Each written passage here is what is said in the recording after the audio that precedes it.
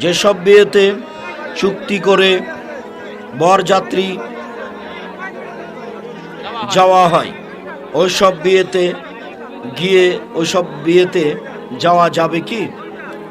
যেতে পারেন, তবে ওই যৌতুক বন্ধ করার জন্য বলার জন্য যেতে হবে।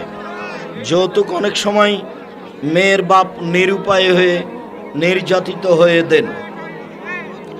আর আমি তো আপনাদের বহুদিন বলেছি, যৌতুকের পয়সা হারাম।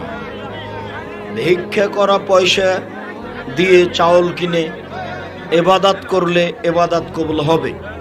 যৌতুকের টাকা দিয়ে চাউল কিনে ভাত খেয়ে ইবাদত কবুল হবে না। যৌতুক টাকা হারাম। যেসব পয়সা হারাম তার একটা পয়সা হলো যৌতুকের পয়সা। যৌতুক চিরদিনের জন্য হারাম।